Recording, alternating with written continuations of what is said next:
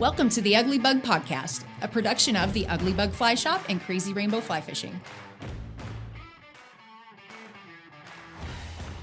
Hey everyone, this is Blake with the Ugly Bug Fly Shop, and today we're going to be sitting down with Troy Pinkerton, head guide here at Crazy Rainbow and the Ugly Bug Fly Shop out of Casper, Wyoming, to discuss some recommendations and how to go about booking a guided fly fishing trip, and hopefully answer a few of those questions that some of you may have, or some uncertainty on how to go about doing that. First, let's jump into a listener question. Hey Blake, I was hoping you could explain why some fisheries have productive dry fly fishing seemingly all the time, while others, like the North Platte, only have specific times a year where the fish seem to be willing to take a dry fly. And that question's from Mark here in Casper, Wyoming. So thanks, Mark, for chiming in and asking. The answer to that's really the food source in which they're eating. So there's some, a few other factors at play, like light condition, obviously. Low light levels, spring and fall generally lead to better dry fly fishing. But the main reason is the food source in which they're seeing. So here on the North Platte, in the spring, the main diet for most of those fish are midges, rockworms, leeches, scuds, crawfish. So bugs that are living on the bottom of the river, much more likely to be on the bottom of the river versus the surface. So when we get into the fall, midsummer, we start seeing grasshoppers, and then in the fall, when we start seeing caddis, big sulfurs, big blue wings, some drakes at times. Obviously, those bugs are higher in the water column. They're hatching out, and many times the spent wings are stuck on the surface at the end. So those fish are much more likely to be up looking for that food source. So depending on the river you're on, obviously places like let's take the Yellowstone for instance. Their main food source most of the season is caddis. So those fish are always kind of looking up for the caddis. So take that into account the next time you're out. Kind of pay attention to what's hatching, or if you're really trying to look for just dry fly specific opportunity, pay attention to hatch charts, that sort of thing, and at least gives you the first step forward. So. Let's take a quick break, hear from our sponsors, and then we'll jump into it. The Ugly Bug Podcast is proudly sponsored by Flyoming, Wyoming-rooted fly fishing apparel and accessories, challenging the traditional mold, designed by anglers for anglers. Cool. Here with Troy Pinkerton, we're going to discuss kind of the do's and don'ts and process of booking a trip, hiring a guide, kind of the routine of it, and hopefully reduce a little nervousness or anxiety about booking a trip if you're interested in hiring a guide for someone that hasn't done it before. So here to answer all the new people's questions. Yeah, and maybe some of you that have done it in the past and just don't quite know how the process usually works. So. We'll kind of start, generally most clients are doing some research, kind of finding out what they're wanting to do. And I think, a lot of the first contact either starts via email or phone call to a fly shop or an outfitter or, an independent guide, whatever it may be, and generally have a few questions. I very quickly tell people, like, it's your money, it's your decision. You don't need to settle for something that doesn't sound right. And often in outfitting, if it sounds too good to be true, it usually is kind of too good to be true. What's your thoughts on that, Troy? I would agree with that. If you're going to get a super discounted trip, it's probably going to be a super discounted trip in every aspect. Yeah. Yeah, and I think sometimes when people, often guests or clients, they want... And you can't really blame them, right? They want the entire experience, right? We'll get calls of people like, well, we really want to nymph and then dry fly fish and then throw streamers.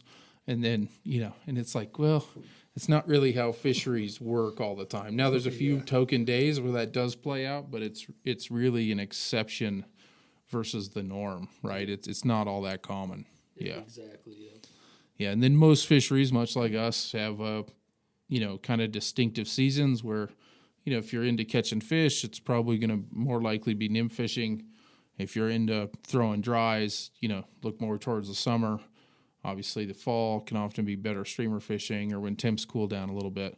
But so often when we have some, a guest call a shop, it kind of starts in those kind of feeler questions, wondering about how it all works, obviously asking about pricing and kind of what goes into that. It's a little different everywhere as to what the standard is on a full day or a half day. But generally a half day in most locations runs around 4 hours and a full day runs around 8. Saltwater is a slight exception to that. Usually their trips are slightly shorter because of travel time or whatnot in the boat and because they're saltwater guides and that's how they roll. Exactly. So, a little different than freshwater stuff. So, but definitely, like when we have people call, I always say, like, ask if you got questions, ask them, right? That's a good time to kind of put some feelers out. And a lot of guides don't realize they can request a specific guide if they've had an experience with you or, someone like yourself, Troy, that they enjoy fishing with. They can, they can ask what your calendar looks like and we can find a day that, slots someone in within your calendar and fits within your schedule as well. Yeah, and it's always nice kind of seeing those same faces because you get to know each other, and then the more you vibe, the more fish you catch. Yeah, sure. Yeah, it makes the day more enjoyable for everyone if there's a little bit of a connection there and things kind of run smoothly. So when you call an outfitter, like don't be afraid to ask questions. Don't be afraid to convey, what you're looking for, right? If it's a educational sort of trip, often outfitters, guides, they know what they're good at. They know what guides on their staff are good at and can often kind of, curate a better relationship between you and the guide by like knowing that this guy is a better teacher than that guy or this guy's works part-time in the same profession that you work in or whatever it may be. It kind of helps with the connection a little bit. So, yeah. So yeah, don't be afraid to ask questions. Don't be afraid to like truly, relay what you're looking for. We often get a lot of family trips where, grandpa might bring his grandson and it's nice to know, if grandpa says like the day's not about me, it's about my grandkid, like that's where your focus should be. It obviously just on the kids. Yeah. And it probably makes, it makes someone like Troy know where to focus his attention more. And really, in a lot of ways makes the day that much better. Yeah, right? help you pick a stretch of water, something that's going to be easier for kids to fish, whether it's pace or numbers, whatever it is.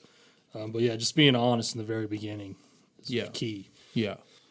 And yeah, both at the time of booking, but often like when you first meet the guy in the morning, right? Or when you get in the car and you guys have a minute to kind of bounce around what the ideas are. I don't know what your routine is, kind of how you feel people out before you make a decision on where you go, or how do you normally do that, Troy? Yeah, so I'll usually, you introduce each other, and then I kind of just ask them straight up that, hey, what are your goals for today? Like, what do you want to see? What do you want to do? And I'll try to do the best of my abilities, right? I'll try to make their day the best it can be, as if they're realistic, right? But yeah, that's the first thing I always ask is like, hey, what's your goals for today? Like, what do you want to do? You want to learn to nymph? Or you just wanted to catch a fish because you never caught a fish before? Or you wanted to see like a pretty part of the river, right? You're not too into the fishing. You just like, hey, I want to float the river, catch a few fish. Just want to see something new. I've fished this section before. So I just ask as many questions as I can in the morning. Try to figure out people, read them. Then I go from there. Yeah. So if we kind of break it down, obviously you're looking at booking a trip, you've done some research, you've decided the outfitter you want to use. Usually the process from there, you'll call, email, whatever to schedule a day. And then once you schedule the day, generally the outfitter is going to ask for some sort of deposit to kind of hold the day. Obviously every outfitter's got, minor variations in cancellations and deposit requirements. But they're generally going to ask for some money up front to kind of hold the day. and then ask you to pay the remainder of, the day of the trip or a couple of days in advance. So when clients show up, like for us, they meet out at the lodge on most days. When they show up in the morning, let's kind of walk them through step by step. So they'd roll into the parking lot.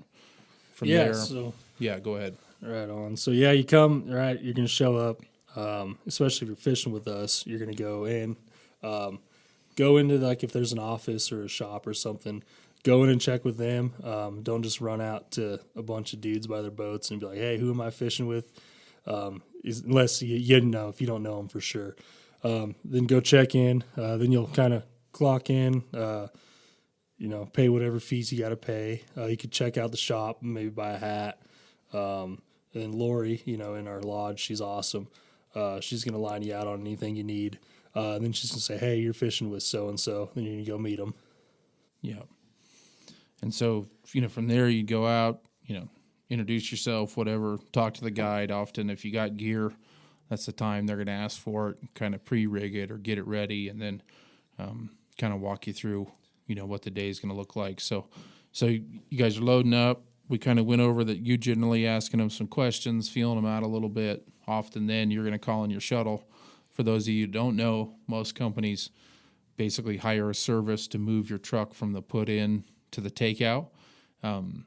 We always joke and random guide questions of like people think the river flows in a circle, or they think they think we're going to back row it all the way back up to the put-in and get back to our vehicle. So generally there's a shuttle service that'll drive the rig downstream to the takeout so that it'll be there when you get done. So most of the time the guide's going to decide where they're going before they launch a boat, right? They're going to know where the takeout's at and call in the shuttle.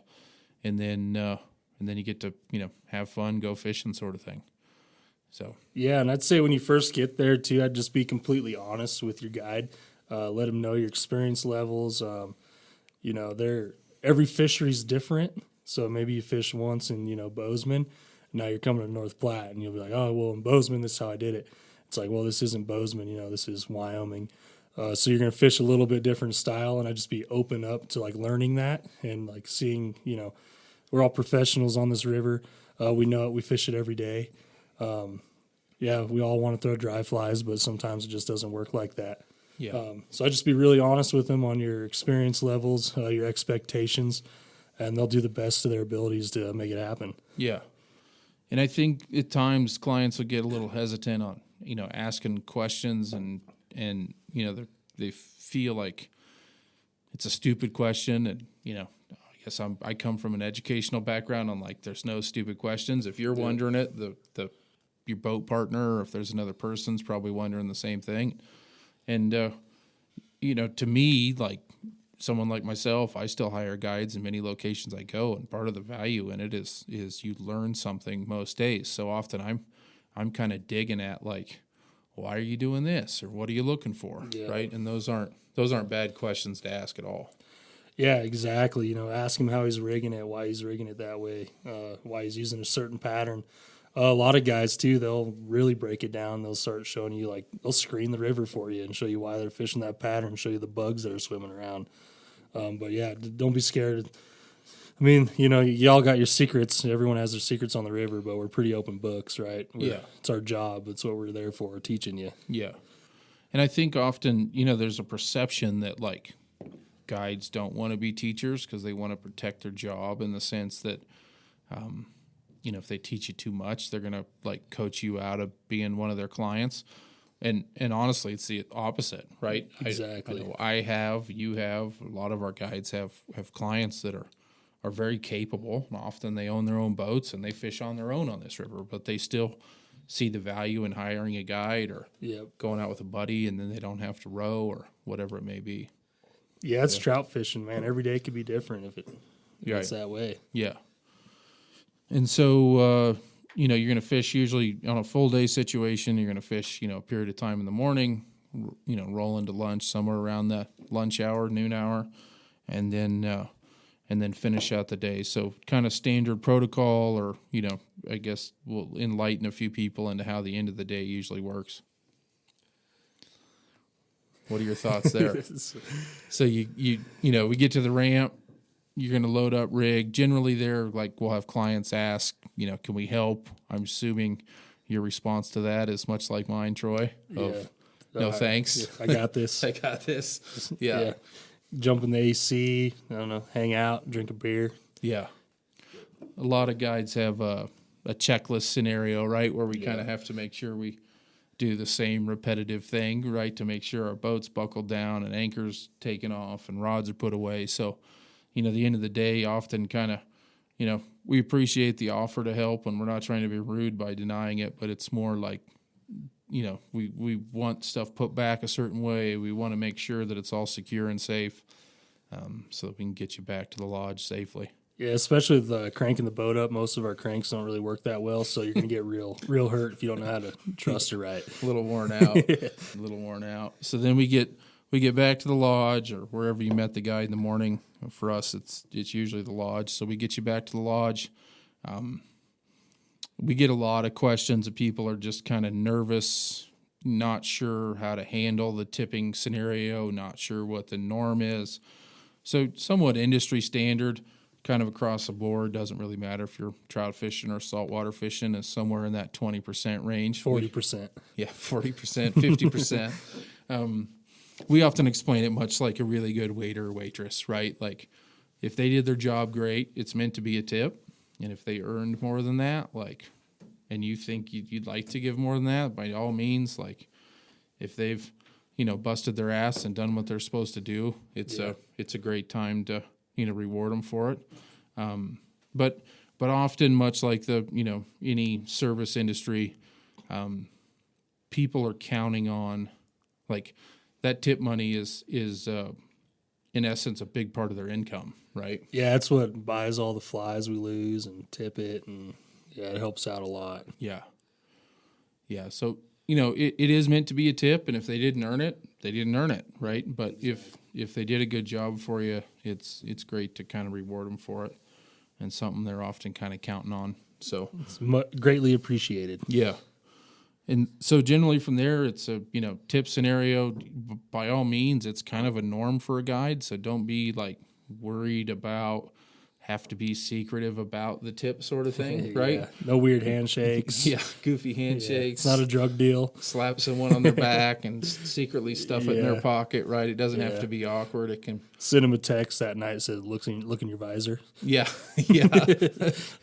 I had that once. Or the weirdest one I had one day, a guy put it in my wiper blades on the outside of my truck, which as you're cruising home, you're like, wait a minute, is there cash in the wiper blade of my rig? And And then luckily, I don't think I lost any, but that one took me by surprise, right? A few more beers, you would have lost that. Yeah, for sure, for sure. So the just honest handshake, thanks, appreciate it sort of thing. Hand off the tip money's great, and then usually on your way, they'll go. Obviously, the guides are also a great resource if you're trying to enjoy, nightlife, or you're trying to enjoy a town or a good dinner. They're obviously a great recommendation. They're usually a great resource to find out where you should go. If you want to know the diviest bar to go to, you just ask a fishing guide. Yeah, it's spot on. Usually, spot on, and usually the best steakhouse too. They got a pretty good idea where that might be. So anything I'm missing? Anything you're thinking that I'm not hitting on?